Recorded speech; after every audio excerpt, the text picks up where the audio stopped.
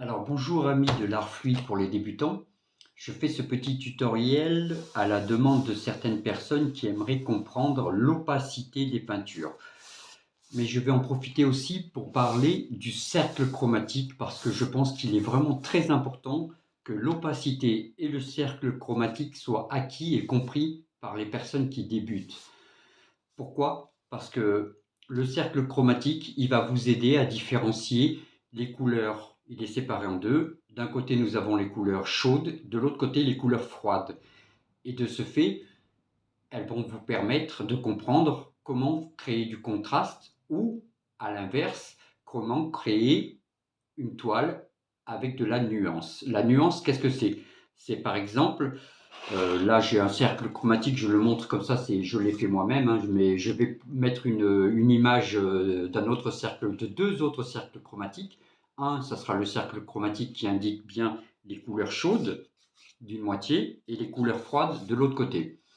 Alors, quand on veut créer de la nuance, par exemple, c'est qu'on va prendre un orange, un jaune, pardon, un orange et un orange plus foncé.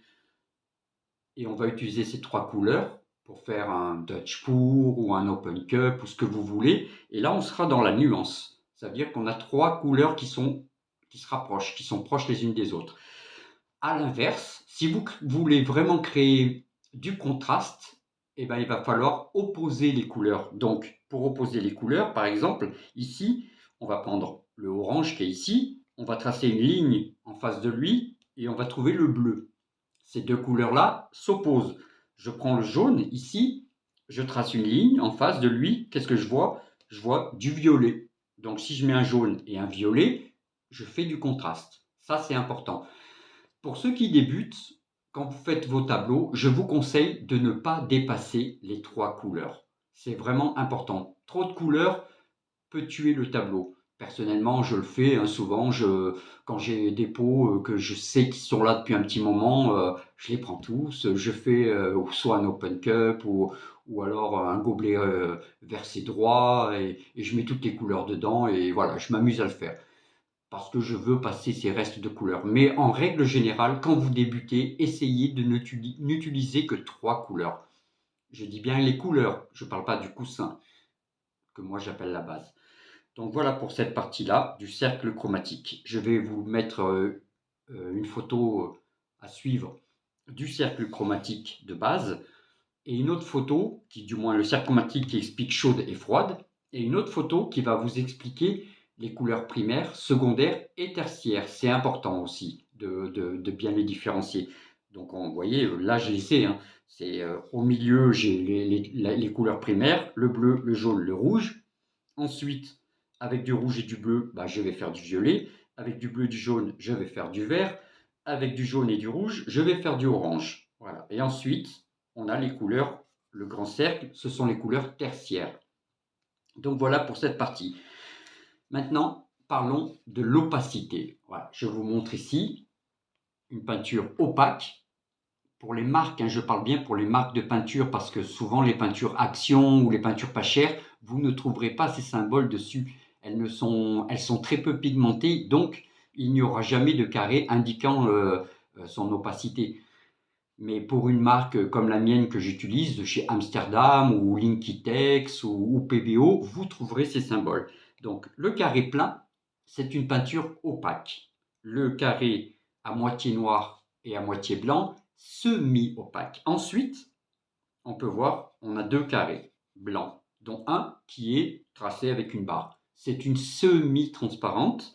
Le carré complètement blanc, c'est une transparente. Après, il y a très peu de différence entre ces deux-là, comme il y a très peu de différence entre ces deux-là. Alors on m'a demandé comment ça se fait que j'obtiens des cellules sans mettre d'huile de silicone ou sans activateur. Par exemple, pour mon dernier Dutch Pour que je viens de mettre comme image du groupe, eh ben, j'ai utilisé mon bleu foncé, prends le cas de ce Dutch Pour, c'était une transparente.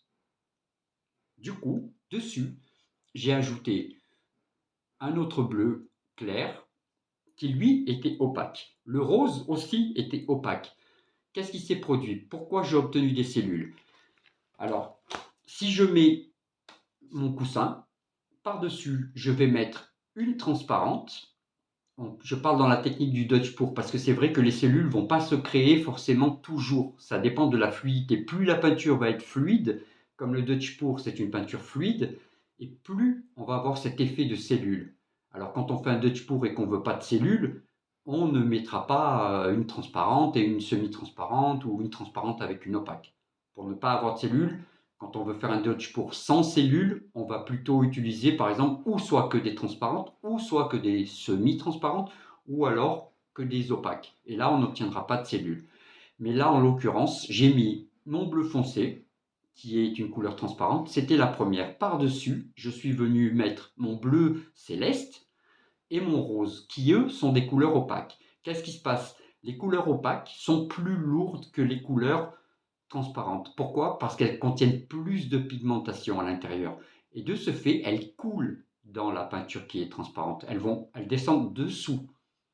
Donc au moment où je souffle, je fais remonter cette peinture qui est opaque, va remonter, écartant ainsi la peinture transparente. Et elle va créer des cellules et des lassages naturellement, tout simplement. Voilà pourquoi j'obtiens des cellules quand je fais un Dutch pour.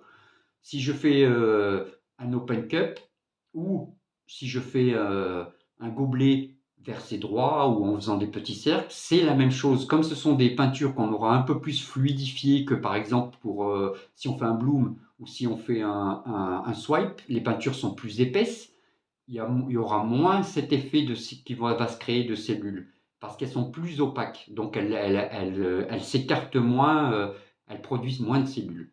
Mais pour tout ce qui est technique, Open Cup, Dutch pour, gobelet renversé, toutes ces techniques-là, avec les gobelets, comme les peintures sont un peu plus fluides, forcément, si je mets une peinture quand je fais mon gobelet Open Cup, que je viens mettre mes peintures, que je fais couler mes peintures, si je commence par une peinture transparente et que par-dessus je rajoute une peinture opaque, vous le remarquerez si vous le faites. Regardez bien, observez ce qui va se passer. Mettez une peinture transparente dans votre gobelet, rajoutez par-dessus une peinture opaque. Vous allez remarquer immédiatement qu'elle va rentrer à l'intérieur de la peinture transparente. Elle va pénétrer dedans. Et de ce fait, elle ne va pas se mélanger. Mais au moment où ça va passer sous le gobelet pour s'écarter en open cup, et bien là, des cellules vont apparaître naturellement sans avoir à ajouter de l'huile de silicone. Donc c'est quelque chose qu'il faut que, quand vous débutez, tout pour les débutants, je parle bien, essayez de travailler ça, de différencier bien vos transparentes et vos opaques. Là, par exemple, vous voyez, on a le rouge de perle, qui est une très très belle couleur. Elle est transparente, le carré est plein et blanc. Là, ici, ce marron, il est semi-transparent, il y a une barre. Si je fais avec ces deux-là, il n'y aura pas vraiment de cellules, puisque entre transparent et semi-transparent, il y a très peu de différence. En revanche, si je prends ce rose, avec le carré noir plein, et que je viens le mettre par-dessus le céleste, par-dessus celui-ci, et bien là, je vais créer des cellules naturellement. Et ça va donner des effets qui peuvent être très sympas. Mais attention, il faut les maîtriser. Attention ou pas, hein, il faut pratiquer. Il y a rien de mieux que de pratiquer dans l'art du pouring. Donc voilà, pour ça, j'ai expliqué à peu près ce que je voulais essayer de vous faire comprendre. Mais voilà, pour ceux qui débutent, fournissez-vous un cercle chromatique. C'est très important. Vous n'êtes pas obligé de l'acheter parce que ça peut coûter un petit peu, un cercle chromatique quand même. Mais sur Internet, on peut trouver les images du cercle chromatique. Hop, capture d'écran sur votre téléphone. Vous modifiez pour enlever ce que vous avez autour, hein, la publicité de la vente et tout ça. Vous faites un agrandissement de votre cercle chromatique. Vous faites un imprimé chez vous et vous avez le cercle chromatique. Après, il existe des cercles chromatiques avec toutes les nuances. Pour ceux qui veulent acheter un cercle chromatique, je vous conseille d'acheter un cercle chromatique il tourne, il a toutes les couleurs et il tourne toutes les couleurs, du moins les couleurs primaires, les secondaires, tertiaires. et vous pouvez jouer, il peut vous montrer les nuances ou alors il va vous montrer: «Tiens, si tu mélanges ça et ça, tu obtiens ça». Voilà à quoi va servir votre cercle chromatique.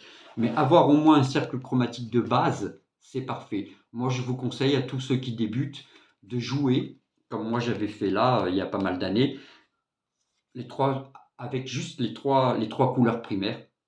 C'est vraiment, quelque chose, de bien d'acheter que 3 couleurs primaires et de faire soi-même les couleurs secondaires et les couleurs tertiaires et commencer pour les vraiment débutants, commencer avec cette idée de jouer que sur ces 3 couleurs-là et faire des choses avec ces 3 couleurs-là. Parce que de toute façon, dans le pouring, si vous mettez, le bleu, le rouge et le jaune séparément en faisant, un renversé droit, vous allez bien voir que le jaune et le bleu va certainement un peu se mélanger, il va produire du vert et pareillement, il va produire du violet, le jaune et le rouge vont produire du orange, alors que vous n'aurez mis que 3 couleurs. Et ça va vous créer des nuances dans votre toile.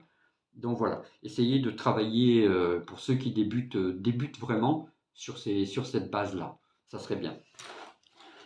Donc voilà, bah écoutez, je pense que j'ai à peu près tout dit sur le cercle chromatique et sur les couleurs opaques. Voilà. Amis de l'art fluide, merci d'avoir suivi ce tutoriel.